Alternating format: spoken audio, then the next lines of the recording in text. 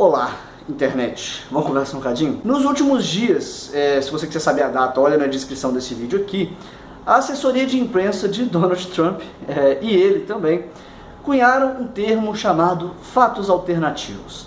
O que aconteceu para você que não está sabendo? Houve a inauguração, a cerimônia lá de inauguração da posse do Donald Trump, não foi da posse, foi do começo do mandato dele, e foi uma das mais vazias na história dos presidentes. Porém, ele afirmou que ele viu mais de 1,5 milhão de pessoas, que nunca existiu no mundo uma cerimônia que lotasse tantas pessoas presentes quanto ao redor do mundo, e depois a assessoria de imprensa dele divulgou os relatórios lá, oferecendo números errados, números falsos, tá? Eu acho que errado não é a palavra, porque errado implica que sem querer eles erraram por margem de erro. E não foi isso que aconteceu. Eles apresentaram números que são completamente incoerentes com o que aconteceu de fato, que toda a mídia e que todo mundo que documentou o evento tinha em mãos.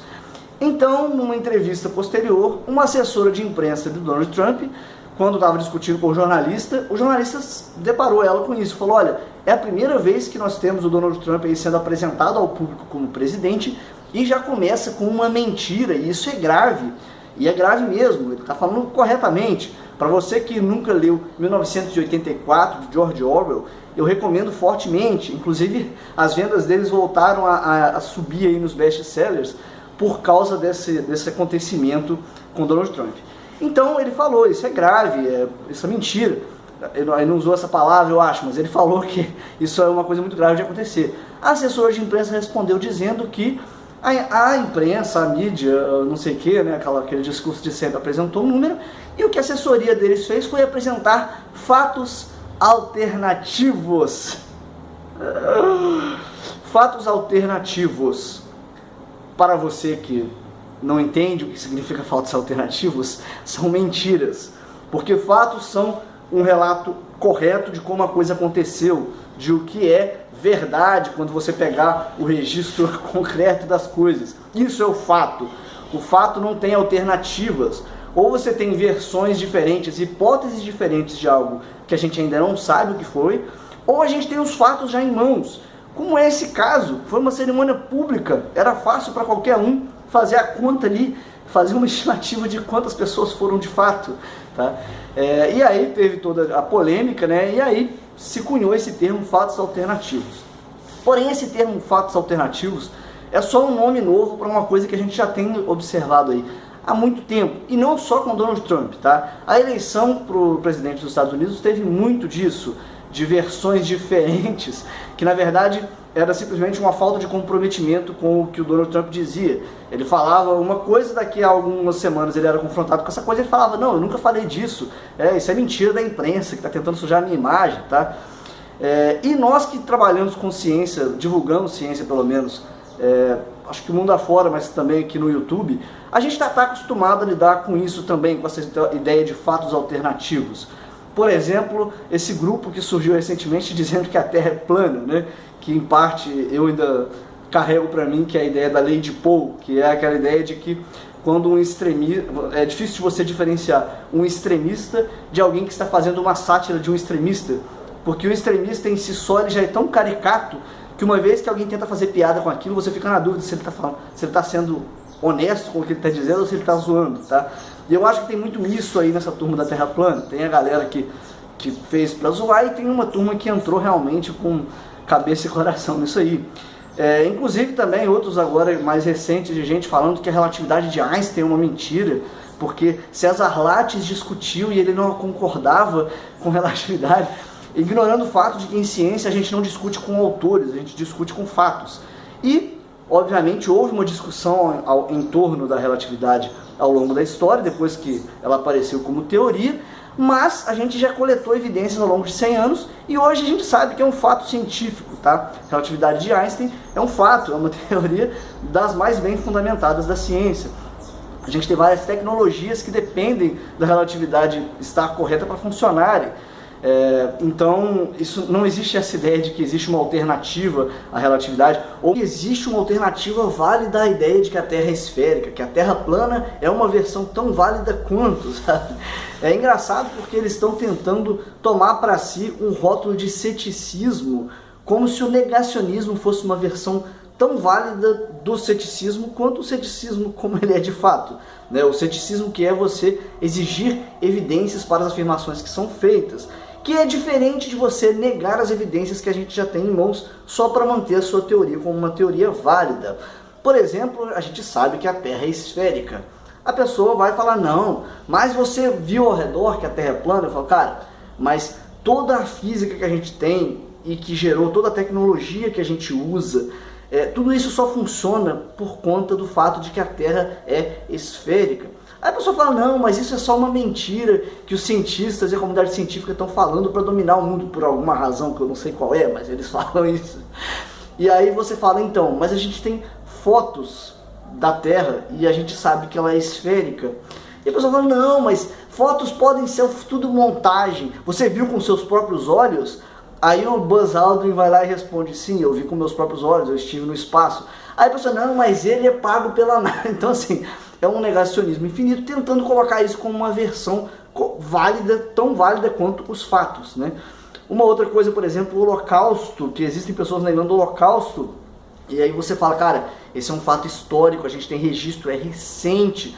Não, esses fatos históricos são tudo mentiras, são exageros para tentar dar credibilidade a um grupo de poder e não sei o quê. E você fala, cara, mas a gente tem os locais, você pode ir lá e visitar Auschwitz e outros campos de concentração. Não, mas aquilo lá é tudo encenação. Falo, cara, mas é encenação, cadê o corpo? Mostra um corpo queimado. Aí você tá aqui, ó, a gente exumou esse corpo para mostrar para você que ele morreu vítima dos gases lá no campo de... Ah não, mas esse corpo pode pertencer a qualquer um. Cadê os milhões de corpos? Mostra pra mim os milhões de corpos então, já que você está falando que existiu. Então, essa ideia de sempre criar uma outra ideia em cima daquilo que são os fatos, para tentar criar fatos alternativos, como se existissem alternativas ao que aconteceu de fato, e não existem. Mas a gente vê muito disso, inclusive gente que coloca o nome do canal aí para enganar todo mundo, diz que é ciência de verdade, ciência do jeito, entendeu? Esses nomes para recorrer à autoridade, ou à falácia do escocês, né? Porque existe aquela falácia de que se você disser todos os escoceses tomam cereal, e aí a pessoa apresenta, não, mas essa pessoa que nasceu na Escócia, ela não toma cereal. Aí a pessoa diz, não, mas um escocês de verdade toma cereal. Escocês de verdade é alguém que nasceu na Escócia. Então, esse de verdade é uma falácia, tá? E hoje existe aí o pessoal recorrendo a isso para tentar transformar os conhecimentos que a gente já tem bem estabelecidos e bem fundamentados em versões da realidade, sabe? E isso é um problema que tem permeado aí tanto a divulgação científica há muito tempo, mas agora também tem se esticado aí para a discussão política no Brasil e no mundo inteiro. E a gente já está num ponto em que os representantes podem aparecer num debate, falar uma coisa e semanas depois oferecer uma outra versão daquilo e dizer que era mentira, de que nada daquilo aconteceu. Ou então um político que seja aí reconhecido nacionalmente pode apresentar argumentos ou aparecer em situações onde ele fala frases racistas, onde ele apresenta posturas preconceituosas, onde ele fala coisas violentas, e depois ele pode simplesmente dizer que estava fora de contexto, que é a mídia tentando sujar a imagem dele, e a população abraça, tá? E por que a população abraça? Eu acho que é um dos grandes problemas hoje na discussão, toda vez que você tenta trazer alguma discussão social no Brasil ou sobre política. Recentemente o Vsauce, para você que não conhece, é um canal americano, acho que para mim é o melhor canal do YouTube e é o melhor conteúdo de divulgação científica atualmente. Ele lançou uma série chamada Mindfield, que está pelo YouTube Red lá, enfim, por enquanto ela ainda é paga. Num desses episódios ele falou sobre conformidade. Ele apresentou 2 experimentos em psicologia que me lembraram na hora dessas discussões de política, principalmente no Brasil. A primeira é um experimento, eu não lembro os nomes, tá? Se você conhece aí psicologia, pode colocar nos comentários. É um experimento onde colocam, sei lá, 6 atores numa sala e mais uma pessoa que vai ser, no caso, o alvo do experimento, tá? Então vai ser mostrado para essas 7 pessoas, que eu numerei, eu acho, um gráfico com uma barrinha de um lado e outras 3 barras de tamanhos diferentes do outro, tá? Dessas 3 barras, uma delas tem o mesmo tamanho dessa barrinha que está separada. As pessoas que estão ali na sala têm que dizer, dentre aquelas 3 que estão do lado, qual delas tem o mesmo tamanho dessa barra que está no outro. Então, na primeira rodada, os atores falam a alternativa certa, tá? Essa aqui é a que parece mais com a que está lá. Ok, a pessoa que é alvo do experimento também diz a mesma coisa. Na segunda vez, mesma coisa, todo mundo fala a alternativa certa. Na terceira vez, os atores apontam a resposta errada. Então, quando eles são perguntados qual que é a barra que tem o mesmo tamanho daquela, eles falam que é uma barra que é maior ou uma barra que é menor. E a pessoa que está experimentando, ela fala, que é o experimento, ela fala a alternativa correta, mas você já percebe a estranheza dela. Na segunda rodada, a mesma coisa. Os atores falam a alternativa que é a errada e a pessoa novamente fala a correta. Na terceira rodada, a coisa fica interessante, porque a pessoa começa a perceber que todo mundo está dando uma resposta que para ela é errada, ela começa a dar a mesma resposta que o resto das pessoas da sala. E isso prossegue na próxima rodada e na próxima rodada. É exatamente pela questão de que o isolamento social é mais custoso para nós, psicologicamente, do que você simplesmente ignorar algo que está diante do seu olho, que você sabe que é um fato, e simplesmente ir com a onda e concordar com todo mundo, tá? Esse é o primeiro experimento. O segundo experimento é um onde ele coloca as pessoas numa sala, também novamente atores. Ele chega, todo mundo começa a contar uma piada, todo mundo começa a rir. E de repente ele vai contar uma piada que não tem sentido. Não é uma piada que não é engraçada. É uma série de frases que não tem um significado. Algo como, por exemplo, um ventilador chegou na sala e ele falou, vamos ver TV. E aí todos os atores começam a rir. A pessoa começa a rir também, porque está todo mundo rindo. Então eu é que devo não ter entendido onde está a graça. E aí ele conta mais uma frase sem sentido, todo mundo ri, ele ri também. E aí retiram-se os atores da sala, faz chegar uma nova pessoa e eles pedem, antes de todo mundo sair, falam para ele contar essa piada. Então, uma vez que todo mundo que estava ali na sala saiu, ele vai contar essa piada e aí a pessoa que está ali dentro não vai rir. E aí ela vai perguntar para ele, não, mas eu não entendi qual que é a graça da piada. E a pessoa começa a inventar um significado para a piada, para justificar o fato de que ela riu, para justificar o fato de que ela naturalmente queria pertencer ao grupo e que a piada não tinha graça. Mas ela vai inventar um significado para aquela piada, ela vai falar que tem alguma coisa, ela vai buscar uma significação para o fato de que ela riu, para o fato de que ela pertence àquele grupo social. Por que eu falei desses dois experimentos? Eu acho que alguns de vocês já devem ter entendido onde é que eu quero chegar, tá? No Brasil, atualmente, toda vez que você vai falar sobre qualquer assunto que seja, que envolva política, ou eventos sociais, ou acontecimentos sociais, ou políticas sociais, enfim, qualquer coisa que envolva a sociedade, o que tem acontecido atualmente não é eu trazer um problema, por exemplo, existem pessoas que moram na rua. O que nós podemos fazer a respeito? Ou nós devemos fazer algo a respeito? Ou algo assim, tá? Se eu apresento esse problema. Uma vez que eu trago isso, a maioria das pessoas, eu não vou dizer todas, porque não são todas, mas pelo menos uma massa grande de pessoas aí, especialmente na internet, a primeira coisa que elas vão fazer é tentar definir a que grupo você pertence, tá? Essa discussão não vai ser sobre o problema que você apresentou. Essa discussão vai ser uma tentativa de fortalecer o grupo ao qual a pessoa já pertence. Então eu falei, por exemplo, olha, tem pessoas morando na rua, a gente precisa fazer algo a respeito. Só falei isso, eu apresentei um fato, eu apresentei uma coisa que existe na sociedade, que é uma preocupação da sociedade, não importa se você acha que a gente tem que ajudar, ou que a gente não tem que ajudar, ou qualquer coisa que você acha a respeito desse problema, é uma questão social relevante. Então as pessoas já vão identificar de cara, se eu estou falando de morador de rua, o mais provável é que a primeira coisa que vão fazer é colocar na minha cara o rótulo esquerda, tá? E a partir daí vão começar ou a falar que, mas a esquerda não fez nada, porque o Lula e a Dilma, quando eles estavam governando, eles que criaram essa miséria que está aí agora. Se eles tivessem cuidado da economia, porque bandido bom é bandido morto, e pronto. Ou então elas vão me rotular como direita, e aí vão começar, os moradores de rua existem por causa do capitalismo, e porque você é mais um que não está contribuindo para nada, que só está aí querendo trazer discussão teórica no YouTube, e enfim, Isso é uma coisa que eu acho que todo mundo que já tentou discutir um problema de forma um pouquinho mais fora desses rótulos já enfrentou, tá? Isso acontece com qualquer coisa. E hoje no Brasil existe um grande problema, que é a divisão das pessoas, e isso é uma coisa que realmente é muito prejudicial, e eu não sei se existe algo que a gente possa fazer a respeito. Eu honestamente não sei se nós já passamos do ponto de resolução e agora a coisa a gente vai lidar com as consequências dessa cultura ter sido criada. É a cultura de que só existem duas coisas na política, direita e esquerda. Como assim? Se você falou que você se preocupa com presidiários, com a condição dos presidiários, pá, você é esquerda. Você é esquerda e bandido bom é bandido morto, e você tem que ler tal cara do conservadorismo que diz que pronto. Mas eu nem falei se a gente tem que votar na esquerda ou na direita. Eu nem evoquei os conceitos de esquerda ou direita.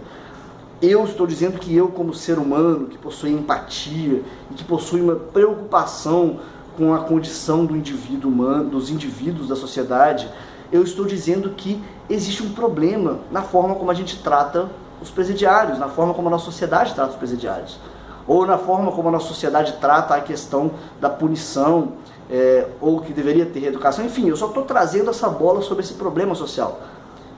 Mas, por alguma razão, e que eu particularmente tenho visto que essa questão da conformidade, as pessoas não estão interessadas no problema que você está trazendo. Elas estão interessadas em como essa discussão pode fortalecer o grupo ao qual eu pertenço. Por quê?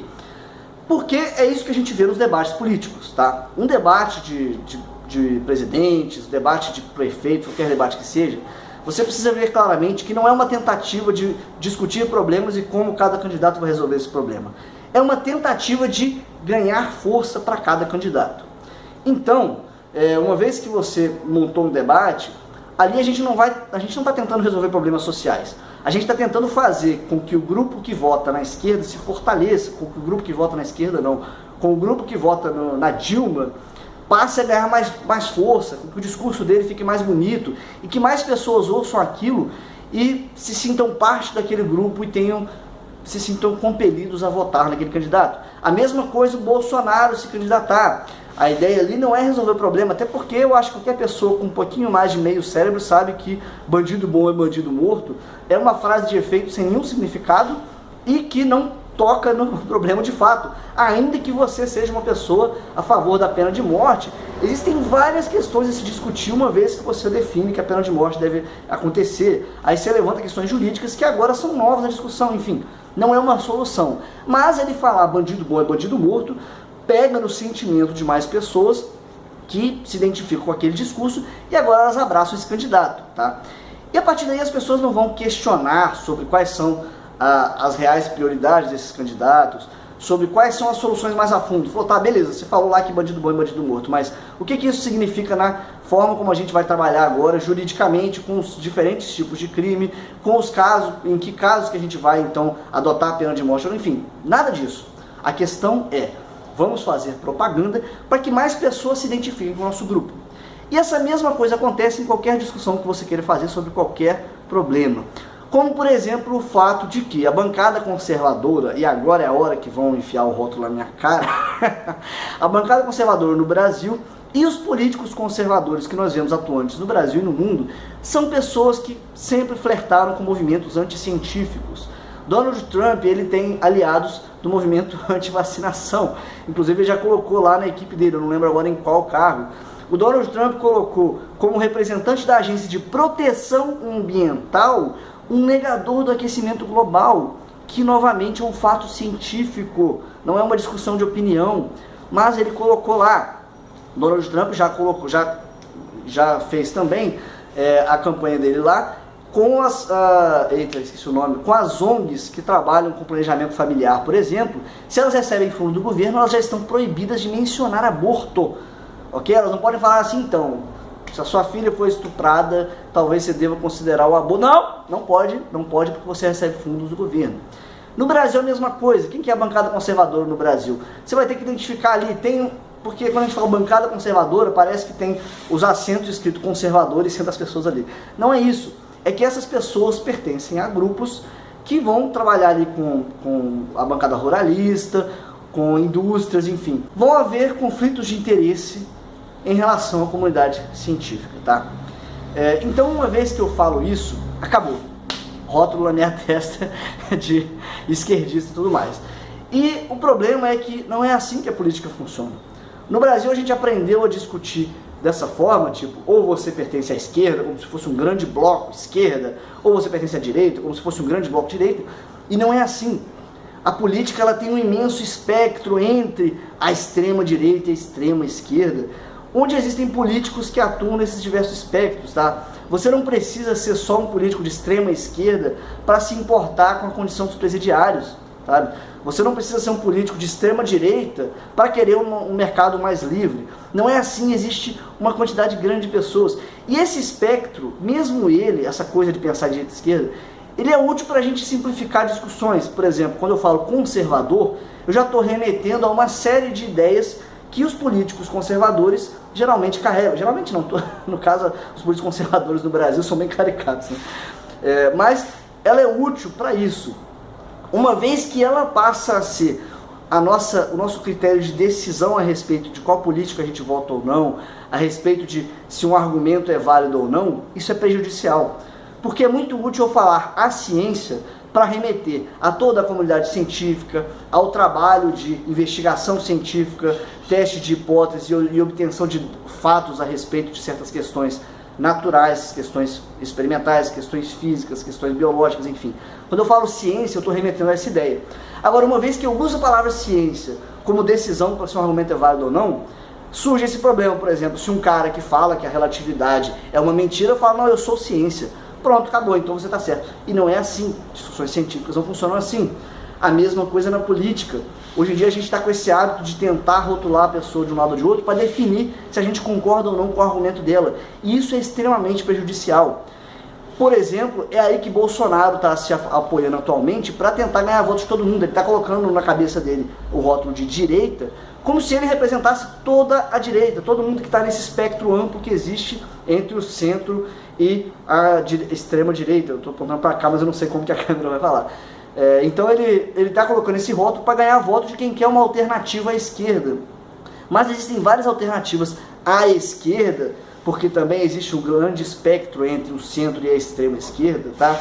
Mas para qualquer pessoa que diz que é tudo uma esquerda, elas acabam acreditando nessa ideia de que para lutar contra a esquerda tem que votar no Bolsonaro porque ele é a direita.